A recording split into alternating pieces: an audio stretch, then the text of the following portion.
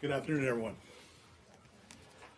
So today, the U.S. Department of State's Rewards for Justice program is offering rewards of up to $5 million each for information leading to the identification or location of Hamas leader Saleh al-Rouai and Lebanese Hizballah leaders Khalil Youssef Mahmoud Harb and Hatim Ali Tabatabai. Saleh al-Rouai is a deputy of the Hamas's political bureau and one of the founders of Hamas's military wing. Al-Rouai is currently living freely in Lebanon, where he is reportedly working with the Iranian Islamic Revolutionary Guard Corps Quds Force. Al-Rouai raised funds for and directed Hamas military operations in West Bank and has been linked to several terrorist attacks, hijackings, and kidnappings. In 2014, al-Rouai asserted Hamas's responsibility for the June 12, 2014 terrorist kidnapping and murder of 3 teenagers in the West Bank, including dual U.S. Israeli citizen Naftali Frankel. The U.S. Department of Treasury designated al-Rouai specially designated global terrorist in September 2015. Khalil Youssef Mahmoud Harb is a close advisor of Hassan Nasrallah, leader of Lebanese Hizballah, and has served as the group's chief military liaison and Palestinian terrorist organizations. Harb has commanded and supervised Lebanese Hezbollah military operations in the Palestinian territories and several countries throughout Middle East. The U.S. Department of Treasury designated Harb as a specially designated global terrorist in August of 2013. Hatim Ali Tabatabai is a key Lebanese Hezbollah military leader who commanded Hezbollah's special forces in both Syria and Yemen. The Department of State designated Tabatabai as a specially designated global terrorist in October 2016. The Hamas and Hezbollah organizations receive weapons, training, and funding from Iran, which the Secretary of State has designated as a state sponsor of terrorism. The Department of State designated both Hamas and Hezbollah as foreign terrorist organizations in October 1997 and as specially designated global terrorist entities in October 2001. We urge anyone with information on the whereabouts of these individuals to contact the Rewards for Justice program via the RFJ website at www.rewardsforjustice.net or via email at info@rewardsforjustice.net. The individuals outside the United States may also contact the nearest U.S. Embassy or consulate. All information submitted to us will be kept strictly confidential. I repeat, confidential. The Rewards for Justice program has been an effective tool in our fight against international terrorism. Since its inception in 1984, the program has paid in excess of $150 million to more than 100 individuals who provided credible information that prevented international terrorist attacks or helped to bring terrorists to justice. Through the efforts of courageous people who have stepped forward with information about wanted terrorist suspects, the Rewards for Justice program has helped law enforcement authorities throughout the world to stop terrorists and save innocent lives. I'm hopeful that the rewards offers we are announcing today will play a similar role in bringing Saleh al-Rouai, Mahmoud Harb, and Hatim Tabatabai to justice. Thank you. And now I would like to turn over the microphone to Ambassador Nathan Sales, who will then give you our government's view on Iran going forward. Thank you.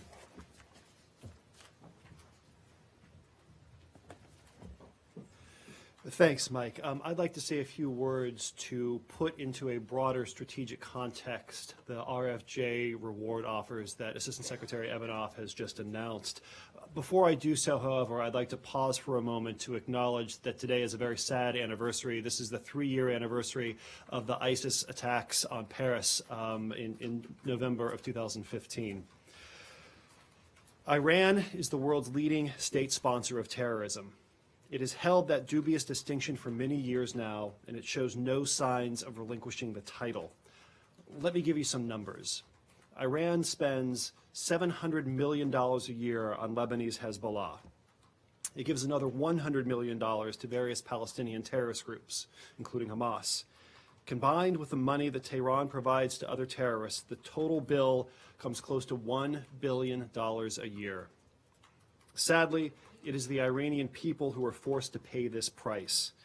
The resources that Iran uses to fund its global terrorist ambitions are resources that come directly out of the pockets of everyday average Iranians. The regime robs its own citizens to pay its proxies abroad. Inside Lebanon, Hezbollah's destructive actions have endangered the Lebanese people. Thanks to Iran's backing, Hezbollah has built a fearsome arsenal.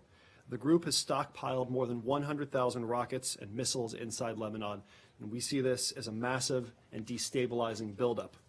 As we all know, Hezbollah hides its missile factories and population centers, effectively using innocent civilians as human shields.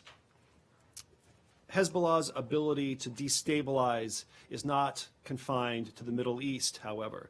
It is able to destabilize inside Lebanon itself. As Prime Minister-designate Saad Hariri told media outlets earlier today, Hezbollah continues to block Lebanon from forming a new government. This is all at the expense of the Lebanese people in an effort to extract more concessions for Hezbollah's own benefit. We are also deeply concerned about Tehran's growing ties to Hamas. After a brief split early in the Syria conflict, Hamas and Iran have rebuilt their relationship. Iran is once again providing Hamas with much-needed funding. Salih al-Aruri has been a major player in the Hamas-Iran relationship, serving as one of Hamas's key liaisons with Iran and playing an important role in the reconciliation between the two sides. As has been widely reported, Aruri is currently living freely inside Lebanon, where Hezbollah's leadership has welcomed him with open arms. This is simply unacceptable. It is intolerable for a leader of Hamas to enjoy safe haven in Lebanon. In addition to the reward offers just unveiled by Assistant Secretary Evanoff, I announced several new actions to combat Iranian terrorism earlier today in a speech at the Washington Institute for Near East Policy. Today, the State Department is designating Jawad Nasrallah and the Al-Mujahideen Brigades as specially designated global terrorists, or SDGTs. Jawad Nasrallah is the son of the group's Secretary General, Hassan Nasrallah. AMB is an Iran-backed terrorist group that has been operating in the Palestinian territories since 2005. In addition, we're maintaining Hezbollah's designation as a foreign terrorist organization, which was up for a mandatory 5-year review. Likewise, the Treasury Department is designating a number of Hezbollah-related individuals as SDGTs. Shibal al-Zaidi, Yusuf Hashim, Mohammed Farhat, and Adnan Katharani. All told, the Trump administration has already designated more than 40 Hezbollah-related individuals and entities this year alone, with a total of 160 to date. The actions we're announcing today are one more step in our campaign to build the toughest sanctions regime ever imposed on Iran.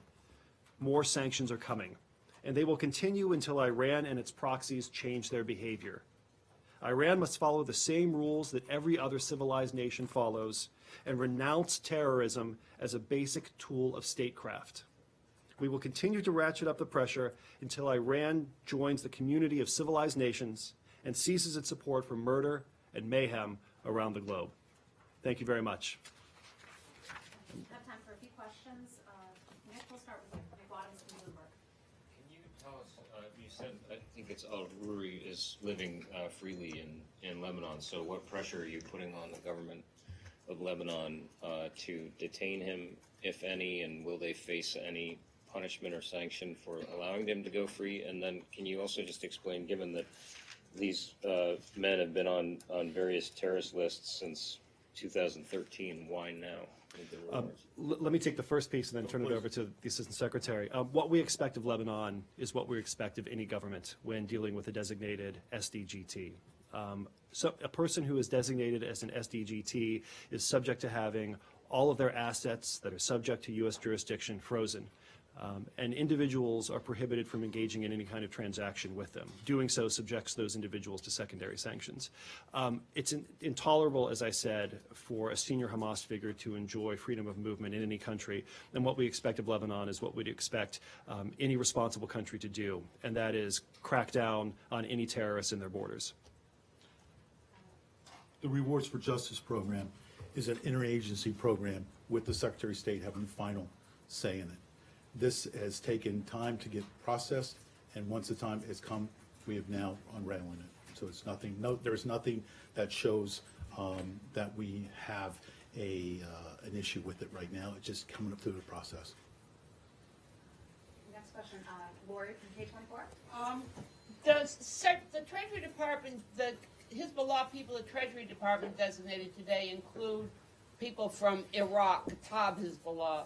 Could you explain the relationship between Kataib Hizballah and Lebanese Hizballah, the same organization?